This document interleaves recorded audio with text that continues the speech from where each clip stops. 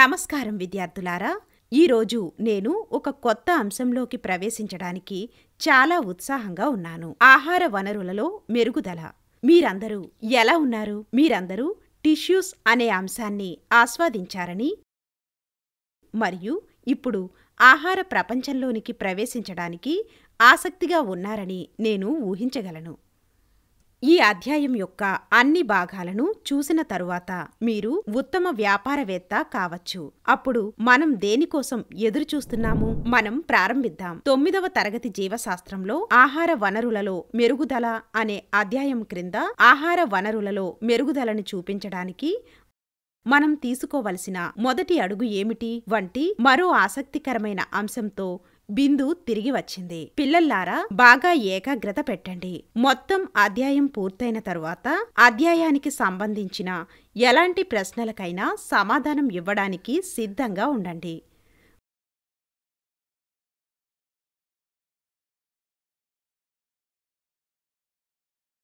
మీరంతా సిద్ధంగా ఉన్నారా? Learning objective. మనం వీటిపై దృష్టి పెడదాం. పంట దిగుబడిని మెరుగుపరచడానికి మార్గం. పంట దిగుబడిని మెరుగుపరచడానికి అనుకూలమైన వాతావరణ పరిస్థితులు. వ్యవసాయానికి సంబంధించిన వివిధ పద్ధతులు మరియు దాని ప్రయోజనాలు. ఫోటో పెరియోడ్స్ మరియు ఋతువులు, వాతావరణం వంటి వివిధ కారకాలు పంట దిగుబడి మెరుగుదలను ప్రభావితం చేస్తాయి.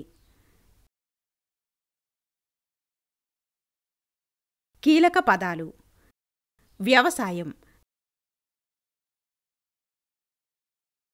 మట్టిని సాగు చేయడం, పంటలు పండించడం మరియు పశువుల పెంపకంలో కళ మరియు శాస్త్రం. పశుసంవర్ధక, పెంపుడు జంతువుల ఉత్పత్తి మరియు సంరక్షణకు సంబంధించిన వ్యవసాయ శాఖ. తృణధాన్యాలు: గోధుమ, బియ్యం, రై, ఓట్స్, బార్లీ, మొక్కజొన్న మరియు జొన్న. ఖరీఫ్ పంటలను సాధారణంగా మొదటి ఋతుపవన వర్షాల ప్రారంభంలో, మే ప్రారంభంలో విత్తుతారు. రబీ వీటిని నవంబర్ మధ్యలో విత్తుతారు. ఋతుపవన వర్షాల తరువాత ఉత్తమం. స్థిరమైన అభ్యాసాలు. వనరులు పరిమితమైనవి, తక్కువ, సంప్రదాయబద్ధంగా మరియు తెలివిగా ఉపయోగించాలి. కాబట్టి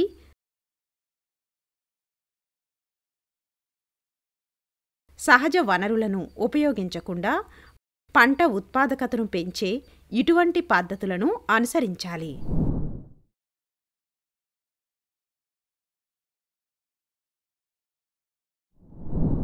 ఈ ప్రపంచంలోని ప్రతి ఒక్కరికి ఆహారం, ముఖ్యంగా సమతుల్య ఆహారం, ఆరోగ్యకరమైన ఎదుగుదలకు తగినంత కార్బోహైడ్రేట్లు, ప్రోటీన్లు, కొవ్వులు, విటమిన్లు మరియు ఖనిజాలు అవసరం. కాబట్టి మీ అందరికీ తెలుసు, వ్యవసాయం మరియు పశుపోషణ ఆరోగ్యకరమైన వృద్ధికి ప్రధాన వనరులు.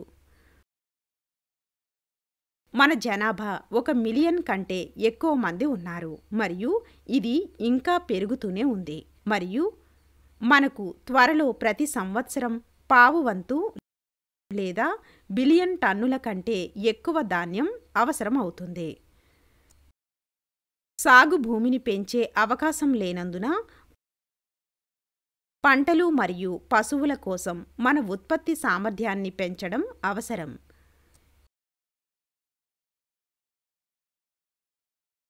ఇది తెలిసి ఈ వనరును మెరుగుపరచడానికి ప్రభుత్వం చాలా కృషి చేయడం ప్రారంభించింది. హరిత విప్లవం మరియు శ్వేత విప్లవం సహాయంతో మనం విజయం సాధించగలము.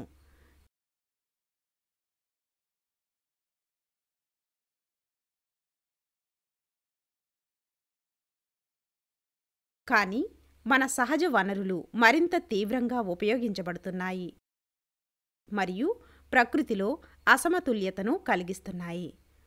అవును, కాబట్టి వ్యవసాయం మరియు పశు పోషణలో స్థిరమైన పద్ధతులు అవసరం. పొలాల నుండి అధిక దిగుబడులు పొందేందుకు శాస్త్రీయ నిర్వహణ పద్ధతులు చేపట్టాలి.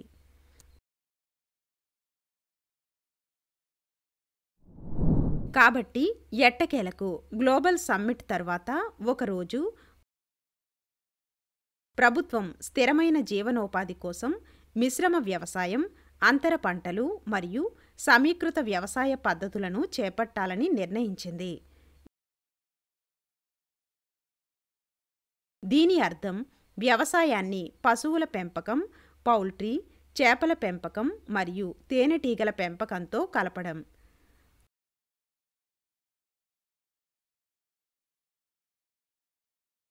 వావ్! ఎలా? అదే మనం ఈ పాఠంలో చూడబోతున్నాం. దానికి వెళ్లే ముందు ఎలాంటి పంటలను మెరుగుపరచాలి,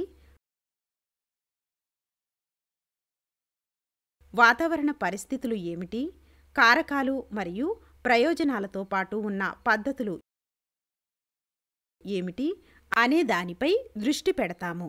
మనం ఏ రకమైన పంటలను మెరుగుపరచాలి?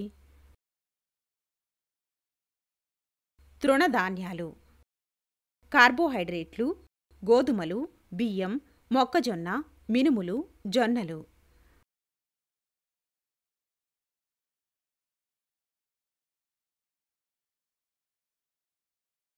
పప్పులు, మాంసకృత్తులు, పప్పు, చెన, బఠానీ, మాటర్, నల్లశనగ, ఉరద్ పప్పు, పచ్చిశనగ, మూంగ్, పావురం బఠానీ, అర్హర్ పప్పు, పప్పు, మసూర్ పప్పు. నూనెలు, కొవ్వులు, సోయాబీన్, వేరుశెనగ, నువ్వులు, ఆముదం, ఆవాలు, లిన్సీడ్ మరియు పొద్దుతిరుగుడు. విటమిన్లు మరియు ఖనిజాలు, పండ్లు మరియు కూరగాయలు, ఆహారం మరియు మేత పంటలు. పశువులకు ఆహారంగా బార్సిమ్, ఓట్స్ లేదా సుందన్ గడ్డి.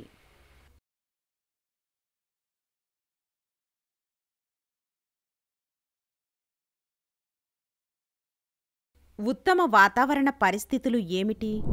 సాధారణంగా మొక్కల జీవిత చక్రం ఎదుగుదలకు మరియు పూర్తి చేయడానికి ఫోటోపెరియోడ్స్ మరియు ఉష్ణోగ్రత చాలా అవసరం. ఫోటోపెరియోడ్స్ సూర్యకాంతి వ్యవధికి సంబంధించినది. మొక్కల పెరుగుదల మరియు పుష్పించేది సూర్యకాంతిపై ఆధారపడి ఉంటుంది. మొక్కలు సూర్యకాంతిలో తమ ఆహారాన్ని సిద్ధం చేసుకుంటాయి. ఋతువులు, వాతావరణం. వర్షాకాలం ఖరీఫ్ పంటలు జూన్ నుండి అక్టోబర్ వరకు ప్రారంభమవుతాయి. ఉదాహరణ: గోధుమలు, శనగలు, బఠానీలు, ఆవాలు, లిన్సీడ్ నూనె. శీతాకాలం నవంబర్ నుండి ఏప్రిల్ వరకు ప్రారంభమయ్యే నెలలో రబీ పంటలు పండిస్తారు. ఉదాహరణ: వరి, సోయాబీన్, మొక్కజొన్న, పత్తి, పచ్చిశనగ, నల్లరేగడి. వ్యవసాయంలో ఉండే పద్ధతులు ఏమిటి? వ్యవసాయంలో 3 దశల అభ్యాసాలు ఉన్నాయి.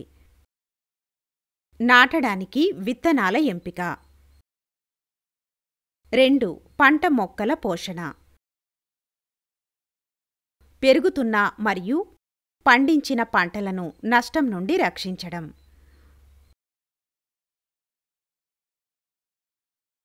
పంట దిగుబడిని మెరుగుపరచడానికి కొన్ని చర్యలు ఉన్నాయని మీకు తెలుసా? పంట రకం మెరుగుదల, పంట ఉత్పత్తి మెరుగుదల, పంట రక్షణ నిర్వహణ. ఈ అభ్యాసం గురించి మరింత తెలుసుకోవడానికి మీరు తదుపరి వీడియోను చూడాలి. ఇక్కడ మనం పంట రకాలను మరియు దిగుబడిని మెరుగుపరిచే పద్ధతులను అర్థం చేసుకున్నాము.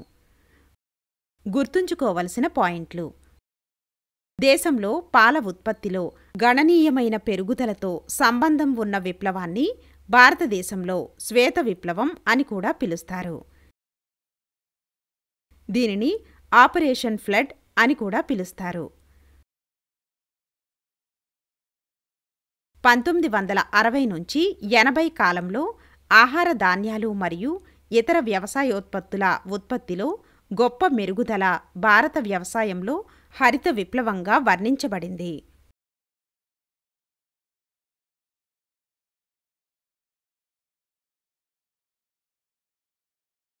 దీనిని భారతీయ వ్యవసాయంలో స్వర్ణయుగం అంటారు. వ్యవసాయాన్ని పెంచడానికి మెరుగుపరచాల్సిన అంశాలు ఫోటోపెరియోడ్స్, వాతావరణ పరిస్థితులు మరియు పంట రకాల మెరుగుదల మరియు పంట ఉత్పత్తి నిర్వహణ మరియు పంట రక్షణ నిర్వహణ వంటి మంచి పద్ధతులు. రీకాల్. సరే, మంచి పంట యొక్క లక్షణాలు, హైబ్రిడైజేషన్, దాని ప్రయోజనాలు మరియు పంట దిగుబడిని మెరుగుపరచడానికి వివిధ కార్యకలాపాల గురించి మనం తదుపరి వీడియోలో చూడడానికి ఆసక్తికరమైన విషయం ఉందని మీరు అర్థం చేసుకున్నారు. మిస్ అవ్వకండి.